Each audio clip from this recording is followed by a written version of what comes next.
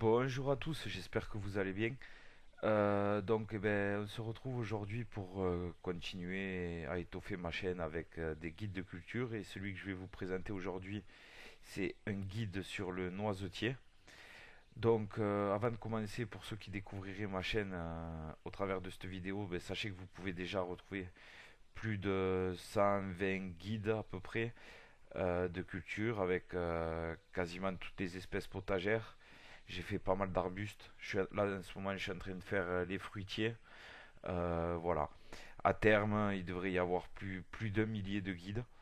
Si c'est pas déjà fait, n'hésitez pas à vous abonner et puis n'hésitez pas à aller faire un petit tour. Tout est rangé dans des playlists.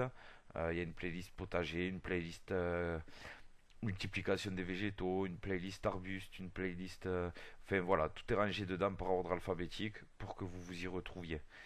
Ensuite, deuxième chose, avant de commencer, dans la description, je vous ai mis un petit lien pour aller télécharger gratuitement un calendrier annuel des travaux à réaliser au jardin, au potager et au verger.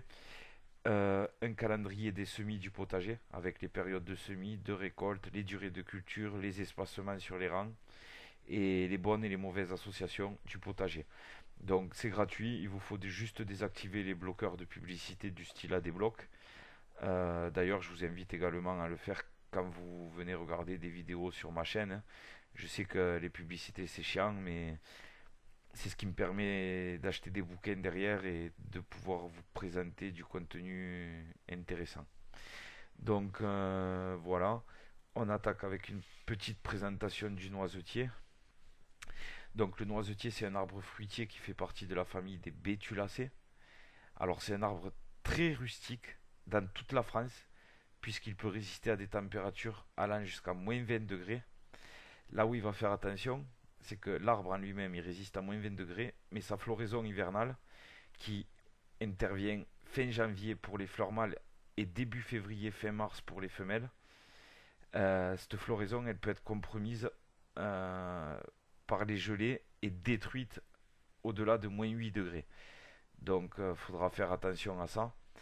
Ensuite, avec cette floraison décalée entre les fleurs mâles et les fleurs femelles, il est vivement conseillé en fait de planter plusieurs variétés, plusieurs sujets, non, plusieurs variétés qui vont avoir leurs fleurs mâles et femelles un peu en différé, de manière à assurer une fécondation et une bonne récolte.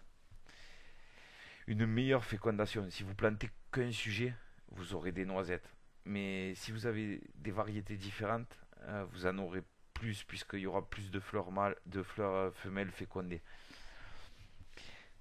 Ensuite, les atouts de cet arbre, ce sont sa croissance rapide, ça pousse assez rapidement, ouais, sa rusticité, sa production abondante, ainsi que sa floraison hivernale et son feuillage automnal décoratif.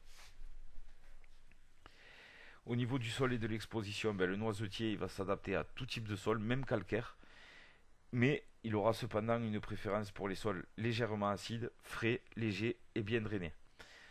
Pour obtenir cette acidité, vous pouvez mélanger à votre terre au moment du remblai de la terre de bruyère. Au niveau de l'exposition, il faudra le planter en situation ensoleillée, voire mi-ombragée. Alors la plantation, elle va se faire justement entre novembre et mars, pendant la période de repos végétatif de la végétation, et surtout en dehors d'une période de gel. La distance de plantation entre plusieurs sujets va être de 4 à 5 mètres minimum. Ensuite, vous allez pouvoir multiplier le noisetier, soit par marcottage, soit par greffage, soit par bouturage. Alors pour ça, je vous invite à aller voir sur ma chaîne dans la playlist multiplication des végétaux. J'ai fait des guides avec toutes les techniques de marcottage, toutes les techniques de greffage et pareil pour le bouturage. Et j'ai fait la division aussi. Donc je vous invite à aller voir ça. Alors ensuite, 3 mois avant la plantation, on va creuser un trou d'environ 1 mètre en tous sens de manière à ameublir le sol. À la terre qu'on aura extrait, on va ajouter un engrais spécial arbre fruitier. Ensuite, on place un tuteur qui viendra maintenir l'arbre pendant la première voire la deuxième année. Si possible, dans le sens, vous le mettez en, en oblique, en diagonale, dans le sens opposé au vent qu'il y a dans votre région. Si vous avez du fort vent, si vous n'avez pas de vent dans votre région, vous pouvez le planter droit. Ensuite, vous allez reboucher sans tasser. Comme ça, au moment de la plantation, vous allez revenir réouvrir ce trou, mais cette fois-ci à peine plus gros que la motte ou que le volume racinaire si vous avez acheté votre arbre à racines nues. Et vous allez placer la motte de manière à ce que sa surface soit au niveau du sol. Vous pouvez, vu que le noisetier, j'ai oublié de le mettre, mais vu que le noisetier il aime les sols bien drainés, vous pouvez ajouter une couche de gravier au fond de votre trou de 10-15 cm qui servira de drainage. Ensuite, vous rebouchez, vous tassez bien de manière à ce que la terre la terre de remblai se mette bien partout en contact avec la terre de votre motte. Vous faites une cuvette et vous arrosez copieusement. Si jamais vous avez acheté votre arbre à racines nues, il va d'abord falloir couper les racines qui sont mortes ou abîmées et tailler l'extrémité de toutes les autres. Ensuite, vous allez venir les praliner. Les praliner, qu'est-ce que c'est? C'est tout simplement venir les tremper dans un mélange de terre et d'eau, de boue. En fait, ça fait de la boue bien liquide. Comme ça, en fait, ça va mettre de la terre en contact avec toutes vos racines et ça va favoriser la reprise.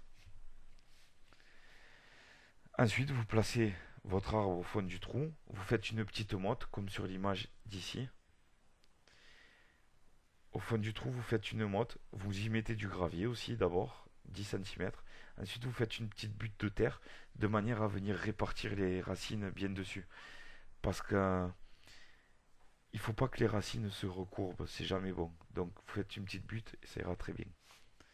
Et vous mettez au niveau de manière à ce que le nœud de la greffe, vous voyez mon curseur ici là, ce soit juste au-dessus du sol, faut pas que ce soit enterré. Ensuite, la taille à la plantation. Donc, comme je l'ai dit, si vous avez acheté l'arbre à racines nues, vous supprimez les racines mortes ou abîmées, vous taillez l'extrémité des autres.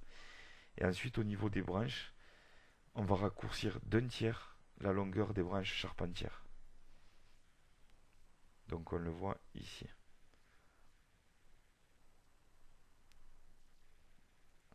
Ensuite, tous les 4 à 5 ans, en février-mars, on va supprimer les grosses branches qui deviennent improductives, de manière à conserver seulement 10 branches vigoureuses et productives par noisetier. Donc là, on voit une grosse branche qui a été taillée, là aussi, on les supprime. Ensuite, on élimine les gourmands. Les gourmands, ce sont les rameaux qui sont presque verticaux. Au centre, là, il y en a un. Et on élimine les branches trop faibles de la base, ici. Et ici. Ensuite, l'entretien. Ben, tous les ans, au printemps, on va faire un léger labour au pied de l'arbre, à la plante de la ramure. Et euh, on va en profiter pour enfouir à la terre un engrais pour arbres fruitiers. Ensuite, il faut procéder à des désherbages fréquents pour toujours maintenir la terre propre au pied de votre arbre. L'idéal, c'est de mettre en place un paillage, que ce soit en cailloux ou autre, peu importe, qui va limiter la pousse des mauvaises herbes et par la même occasion maintenir une certaine humidité dans le sol. Puisque le noisetier il aime les sols frais. Ensuite, les parasites et les maladies les plus fréquents chez le noisetier, ben, ce sont l'anthracnose, qu'on peut traiter avec un traitement fongicide, le balanin des noisettes et les pucerons verts. Là, on utilisera un insecticide. Et le phytopte du noisetier. Ça, c'est un acaricide. Ça se traite avec un acaricide. Ensuite, on passe à la récolte et à la conservation.